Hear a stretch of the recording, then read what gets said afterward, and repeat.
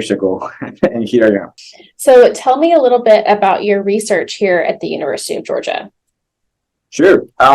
Well, part of the work that that I do currently is to add value to underutilized commodities. For example, we're working with projects related to adding value to cannibal jellyfish. So, cannibal jellyfish is one of the largest fisheries by landings in Georgia. So there are a huge amounts of jellyfish. Traditionally, jellyfish in Georgia is salted dry. It's caught from December to May, and then it is salted dry for a couple of weeks and put it on buckets, and then every more than 90% of that production is sold to Asian markets.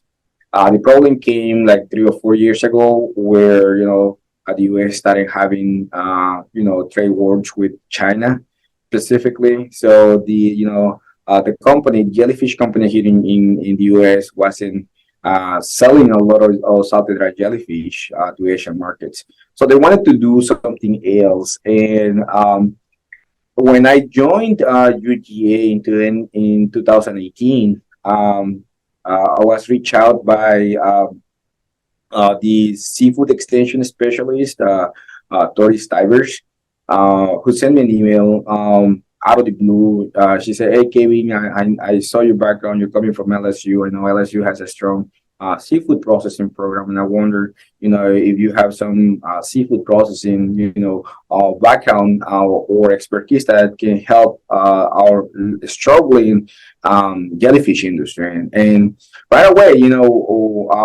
we made a connection. She explained the main challenges that the industry was facing at the time. And then, I think the original idea was to develop like ready to eat foods, frozen foods from jellyfish. But I had another vision. I had another, idea of, utilizing jellyfish as raw material for other products. So that's how we started, studying what are the other things, nutrients or bioactives that are in jellyfish.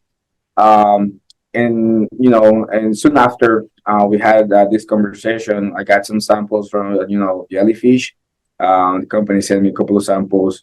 But my master student, I believe was a master student, that started working on this, and we identified that jellyfish, cannibal jellyfish, has in fact a lot of collagen, marine collagen. So we got really excited.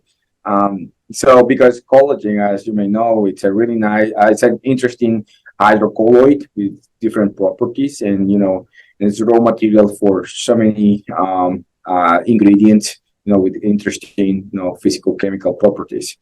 And we got excited, and the original idea was to make gelatin powders. So collagen is the raw material for gelatin powders. And why we want to make gelatin powders? And the main reason is because collagen has a very low solubility in water, so it's not really variable soluble in water. But gelatin, on the other hand, is highly soluble in water. And better than that, it can provide. It has gelling properties.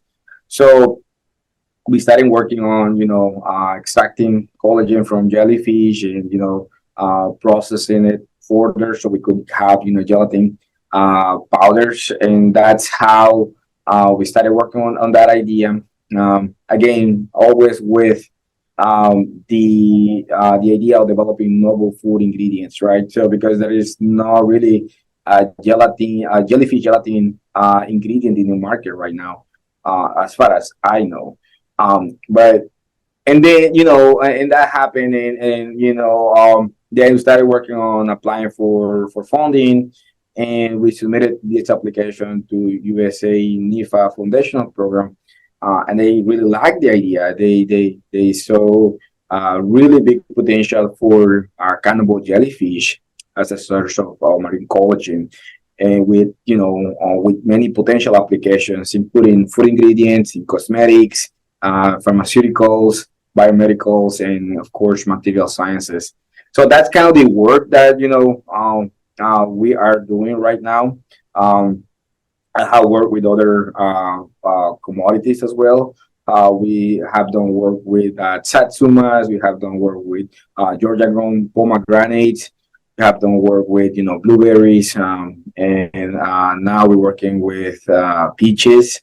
Again, trying to utilize um, byproducts and also add value to fresh products.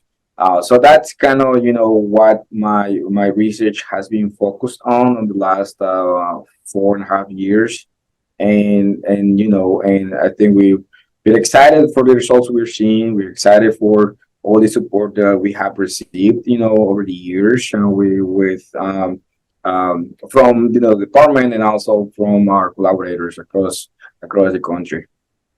All right.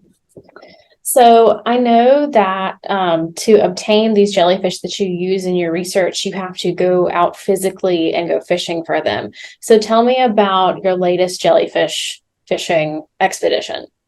Great. One of the things that we are very interested on is just studying the whether the type of collagen varies, depending on the time the jellyfish is harvested.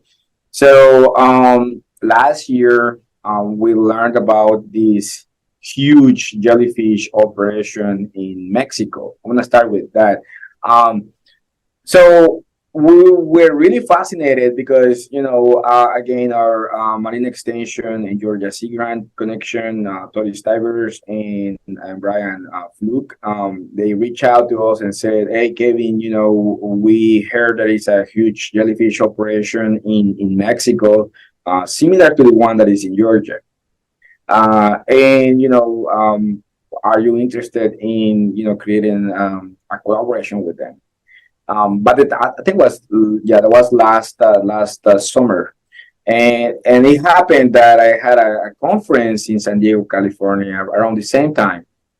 And so I said, well, I will be in San Diego, and this jellyfish operation is just 4 hours away from San Diego. And I said, well, I wanted to go and see how they're catching, how they're processing jellyfish.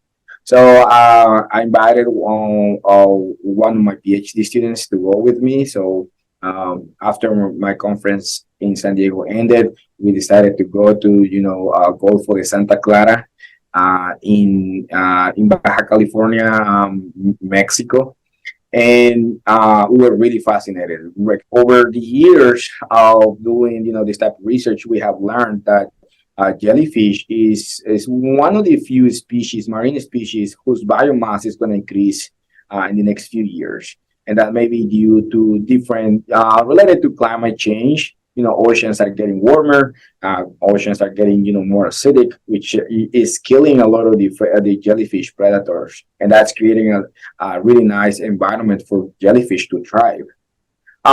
So that was a really an exciting experience. We were able to jump in the small boats, and catch jellyfish. They catch jellyfish in Mexico, a different way that they catch it in Georgia. So that's why was one of the reasons why we decided to go to Mexico and see what type of jellyfish they were catching and how comparable that is. And besides, it was a good opportunity to establish new relationships for with the global jellyfish industry.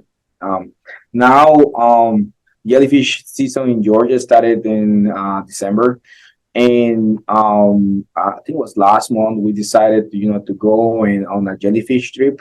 We were invited by a local fisherman, to jump in a boat and catch jellyfish in the ocean, which is really, really fascinating. We had a really nice experience.